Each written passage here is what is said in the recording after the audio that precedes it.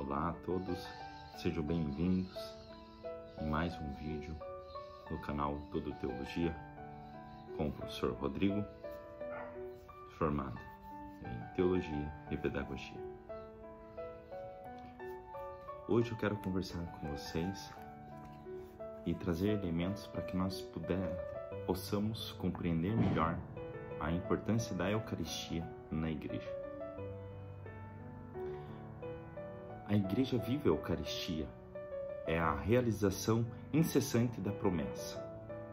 Como diz o texto bíblico, eu estarei sempre convosco até o fim do mundo, em Mateus 28, 20. Desde o Pentecoste nos enche de esperança e nos dá força para seguir no caminho de Jesus. A instituição desse Santíssimo Sacramento que ocorreu no cenáculo, onde Jesus pegou o pão, partiu e deu aos seus discípulos dizendo: tomai todos e comei, isto é o meu corpo que será entregue por vós. Vemos isso nos evangelhos sinóticos, em Mateus 26, 26, Lucas 22, 19 e 1 Coríntios 11, 24. E depois tomou o cálice como vinho e disse-lhe: tomai todos e bebei. Este é o meu cálice do meu sangue, o sangue da nova e eterna aliança, que será derramado por vós e por todos para a remissão dos pecados. Como nós podemos verificar no texto em Marcos 14, 24, Lucas capítulo 22, versículo 20 e 1 Coríntios versículo 11 ao 25. E ele disse ainda: fazei isto em memória de mim. Vemos isso em Lucas 22, 19. Nós possamos fazer uma reflexão que os apóstolos não entenderam aquelas palavras que só veio a ser esclarecida a eles no fim do Tríduo Sacrum, período que vai da quinta-feira santa até a manhã de domingo de Páscoa. Nos Atos dos Apóstolos, no capítulo 2, 42, ele traz um dado bem interessante que nos faz perceber como a fração do pão era algo praticado assiduamente nas primeiras comunidades cristãs.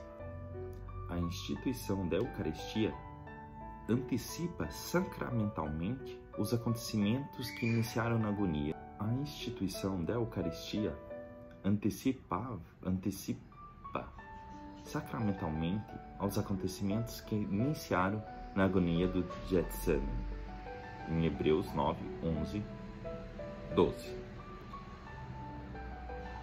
E na hora da nossa redenção, em João 12, 27.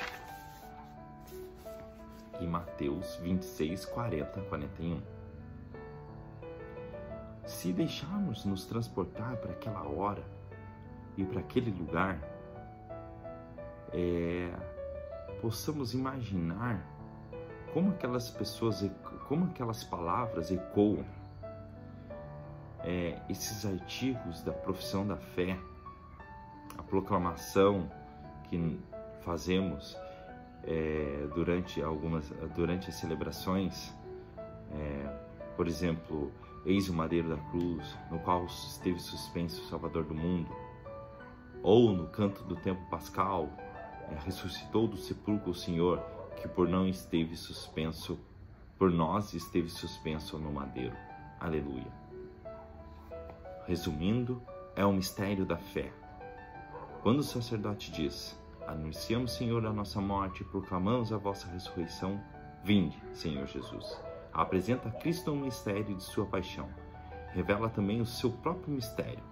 Se é a Eclésia da Eucaristia, como dom do Espírito Santo no Pentecoste, a igreja nasce, Foi no momento decisivo, no cenáculo, na sua formação, a instituição Eucaristia que experiencia. Isso quer dizer o quê?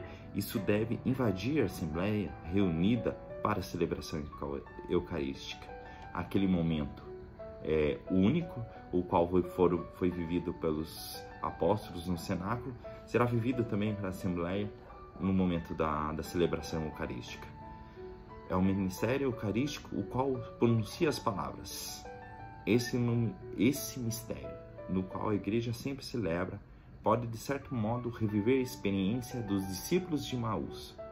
Abriram-se os olhos e reconheceram-no. Podemos ver no texto de Lucas 24, 31.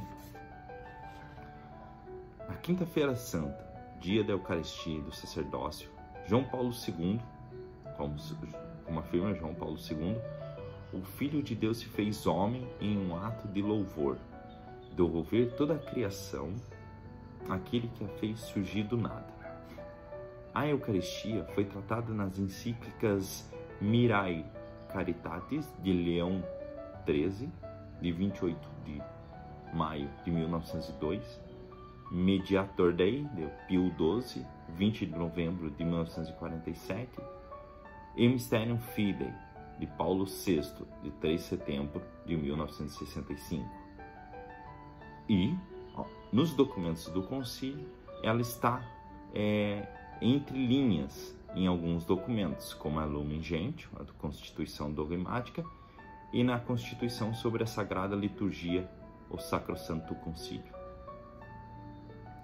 Não há dúvida que a reforma litúrgica do concílio trouxe grandes vantagens para uma participação mais consciente, ativa e frutuosa de todos os fiéis no santo sacrifício do altar. Em Coríntios 1, 23, o Senhor Jesus, na noite em que foi entregue, o sacrifício que se repete através dos séculos, dom por excelência, esse memorial da morte e ressurreição torna-se presente, realiza também a obra da nossa redenção. Jesus demonstra um amor sem medida. Não se limitou a dizer, isto é meu corpo ou isto é o meu sangue? Ele acrescenta ainda, entregue por vós, derramado por vós, exprimindo um valor sacrificial.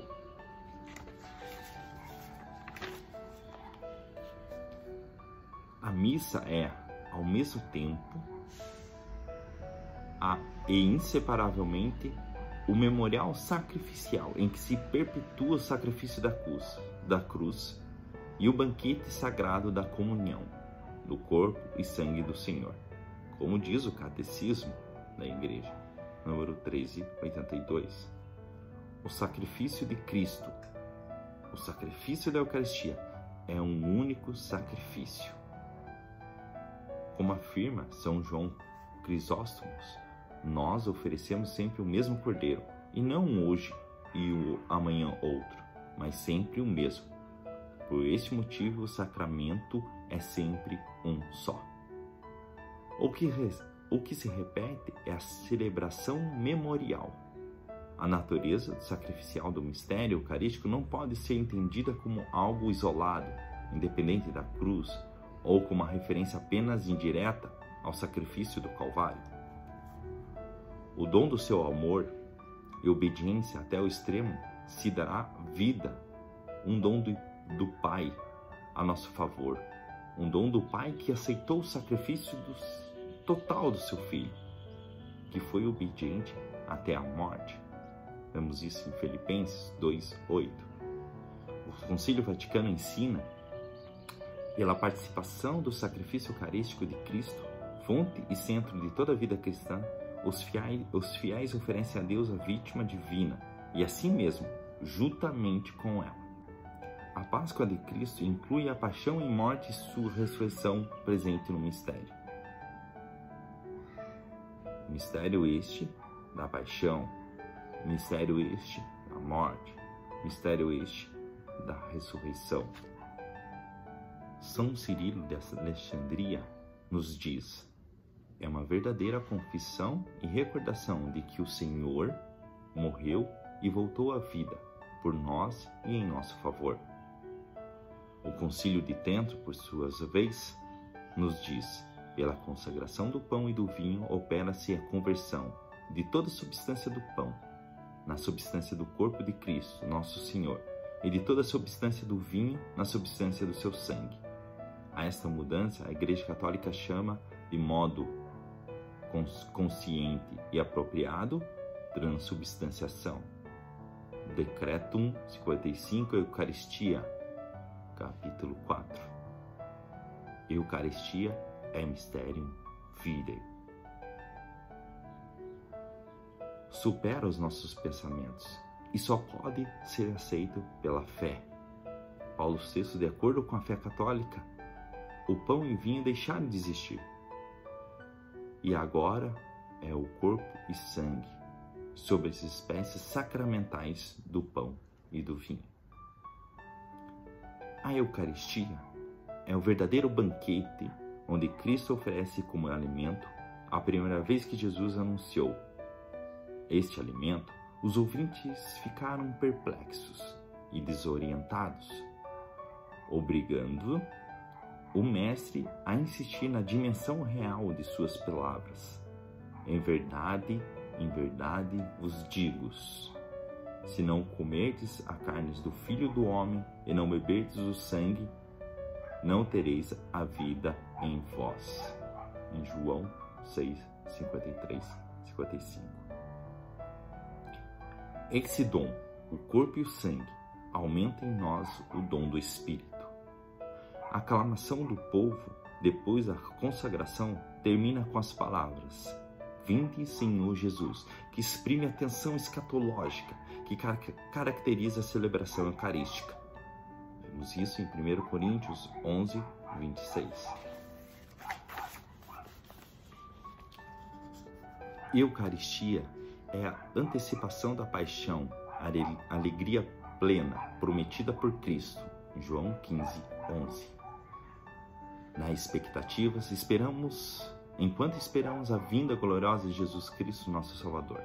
Quem come a minha carne e bebe o meu sangue tem a vida eterna, e eu ressuscitá-lo-ei no último dia. Como diz o Evangelho de João 6,54. É a garantia da conversão e da vida eterna aqui na Terra. Humanidade renovada pelo seu amor através dele, nas espécies sacramentais da Eucaristia. Os sinóticos narram a instituição da Eucaristia. João narra o lava-pés. É o Jesus mestre de comunhão e serviço. Indigna dessa comunidade participar da ceia diante da discórdia e da indiferença pelos pobres. Paulo chama a atenção de Corinto em relação à discórdia que havia, o que a torna não digna de participar da Eucaristia, suscitando a eles que se faça esse perdão para que assim possa participá-la.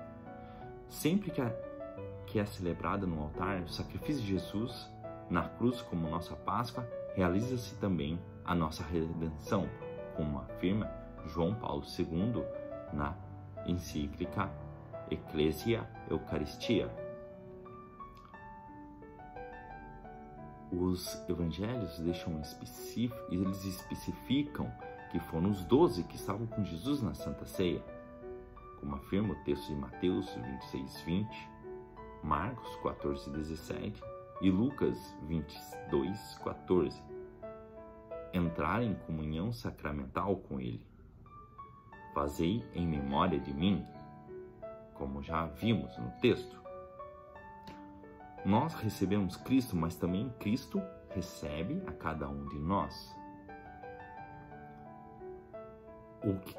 O que me come viverá por mim.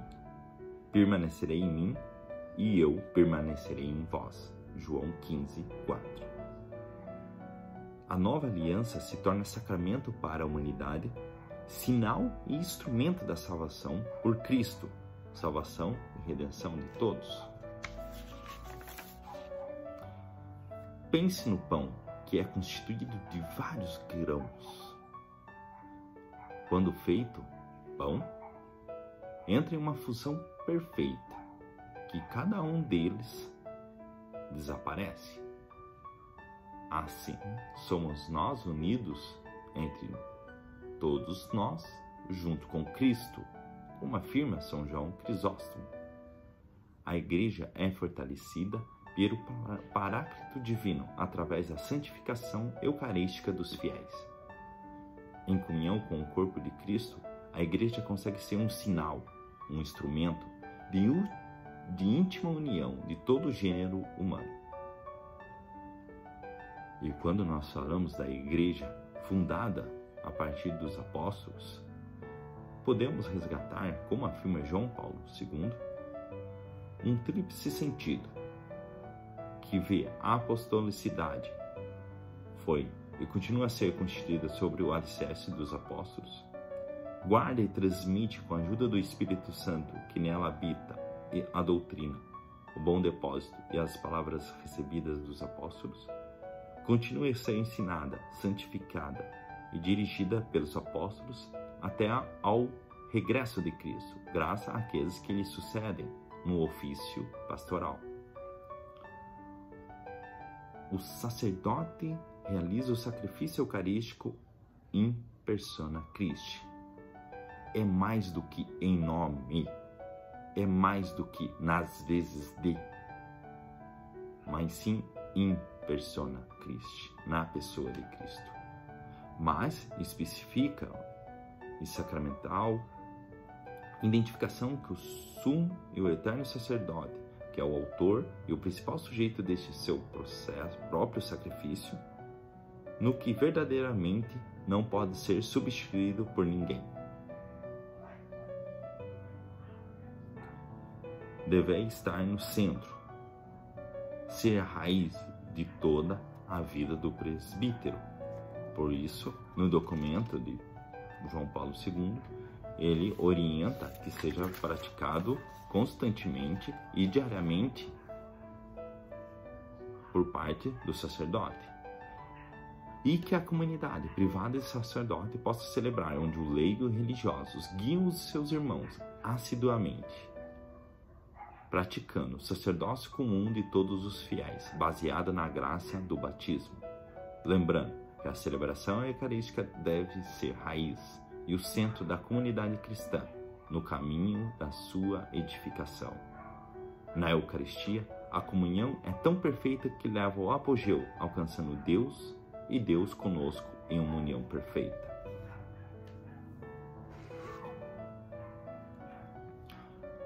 Por isso mesmo, é conveniente cultivar continuamente na alma o desejo do sacramento da Eucaristia. Daqui nasceu a prática da comunhão espiritual, em uso na Igreja há séculos, recomendada por santos mestres da vida espiritual. Escrevia Santa Teresa de Jesus: quando não comungais e participais da missa, comungai espiritualmente, porque é muito vantajoso. Deste modo, imprime-se em vós muito amor de nosso Senhor. O sacramento exprime o vínculo da dimensão invisível em Cristo pela ação do Espírito Santo, nos une e nos une ao Pai. É na dimensão visível que implica a comunhão, como a doutrina dos apóstolos, os sacramentos e a ordem hierárquica. A relação entre os elementos visíveis e invisíveis na comunhão eclesial é constitutiva da Igreja enquanto sacramento da salvação. A Eucaristia precisa ser celebrada na comunhão em todos os seus vínculos. Na invisibilidade está sempre em crescimento, nos tornando participantes da natureza divina. Na fé, na esperança e na caridade. Não basta a fé, é preciso perseverar na graça santificante e na caridade, permanecendo na igreja como corpo e coração. Gálatas 5:6. A fé que atua pela caridade. Por este vínculo tão intenso em uma comunidade, em um vínculo pleno, deve, segundo orientações dos apóstolos, 1 Coríntios 11:28, examine-se a cada qual a si mesmo. Então, coma desse pão e beba desse cálice. Se tiver consciência de um pecado grave, primeiro faça o sacramento da reconciliação para assim receber a comunhão. 1 Coríntios 12:27. Através da participação eucarística, o dia do Senhor torna-se também o dia da Igreja, desempenhando na missão de sacramento da unidade. Na celebração eucarística, a Igreja eleva sua prece a Deus, concede plenitude do Espírito Santo, a fim de que se torne um só corpo e um só Espírito. A unção de Betânia, que João identifica, sendo Maria, irmã de Lázaro, que derma em Jesus um perfume precioso, que gera um protesto em face aos necessitados, o desperdício, e Jesus afirma: pobres, sem o tereis convosco. No Evangelho Sinótico é narrado o encargo que Jesus deu aos seus discípulos para preparar a sala cuidadosamente. Vemos isso em Marcos 14:15 e Lucas 22:12, e com a descrição da instituição da Eucaristia. Conciso e solene, mesmo com variantes dentro das tradições, nas palavras de Jesus são recordadas pelos evangelistas à luz dessa prática, consolidada na igreja primitiva, a fração do pão. A igreja usa as melhores formas para exprimir a adoração desse dom incomensurável da Eucaristia em um ambiente digno de tão mistério. Foi sob o impulso das palavras e gestos de Jesus, desenvolvendo a herança ritual do judaísmo, que nasceu a liturgia cristã, como diz João Paulo II no documento Ecclesia Eucaristia, número 48. Banquete sacrificial, assinalado com sangue derramado no Gólgota, banquete sagrado. A arte, a pintura, a música, dentre todos esses séculos, se orienta também para esse mistério cristão, a Eucaristia. Incidiu na cultura, especialmente no estético. No Oriente, há uma produção incomensurável do belo como autêntico serviço da fé. Citamos a pintura da Trindade de Rublev, uma igreja profundamente eucarística, na qual partilha o mistério de Cristo, o pão repartido, esteja, de certo modo, imersa na unidade inefável das três pessoas divinas, fazendo a igreja o verdadeiro ícone da Santíssima Trindade. Por fim, é interessante também trazer o pensamento em relação a Maria, na perspectiva da Eucaristia. Maria, aos olhos, olhou a encarnação de Jesus. Podemos resgatar e fazer uma reflexão o quão inefável amor unia, entrelaçava a relação de mãe e filho, que deve nos inspirar nas nossas comunhões eucarísticas diariamente. Maria vive uma espécie de Eucaristia antecipada. Aquele corpo entregue em sacrifício e presente agora nas espécies sacramentais era o mesmo corpo concebido no seu ventre. Maria traz no seu ventre Jesus, louva o Pai por Jesus, mas louva-o também em Jesus e com Jesus.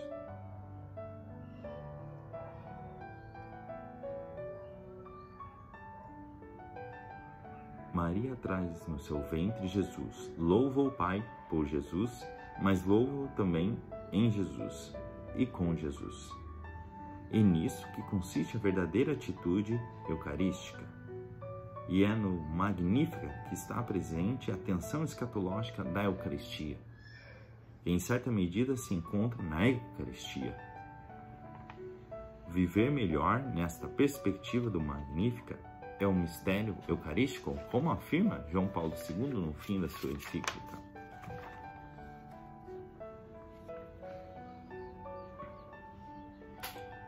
Como orienta o Concílio Vaticano II sobre, também um ponto bem pertinente, sobre a enculturação que a fé tem ao contato com diferentes culturas, estilo e sensibilidade das mesmas, dando condições variáveis de tempo e espaço, mas lembrando que essa enculturação deve ser feita com consciência em relação ao mistério inefável, sem empobrecê-lo. Atualmente também deveria ser redescoberta e valorizada a obediência às normas litúrgicas, com reflexo e testemunho da Igreja, una universal, que se torna presente em cada celebração eucarística. E também seguir as determinações da Igreja, que, na nossa compreensão de fé, o qual o Espírito Santo atuou e nos trouxe novas formas de perceber o sagrado através da simbologia e do rito. Como o apóstolo Paulo dirigiu aos coríntios diante das diversas facções dentro da comunidade. Resgatando. Como o apóstolo Paulo se dirigiu aos coríntios, sirva também a todos aqueles que devemos seguir a orientação da Igreja dentro da compreensão da apostolicidade e do Espírito Santo e no que ela nos diz e orienta a seguirmos. Quando falamos de Maria como sacramento eucarístico, pensamos que ela provavelmente estava presente nas celebrações eucarísticas na primeira geração cristã, que inclusive praticava assiduamente. Maria, a mulher eucarística, na totalidade da sua vida, praticou sua fé eucarística ao oferecer seu ventre virginal para a encarnação do Verbo de Deus.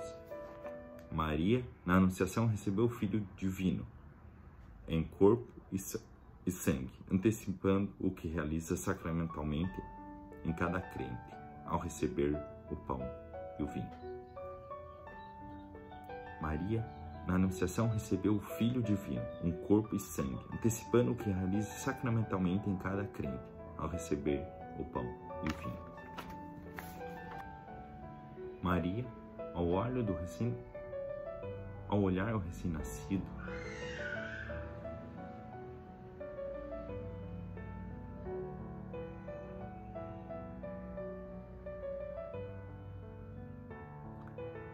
Maria vive uma espécie de Eucaristia antecipada.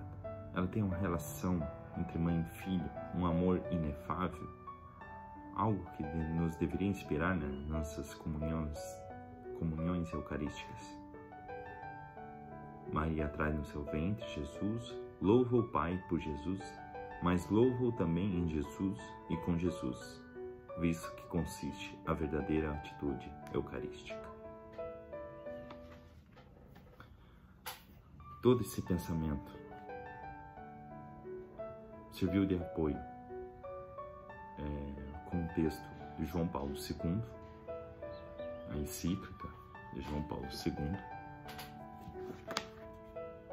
Ecclesia de Eucaristia,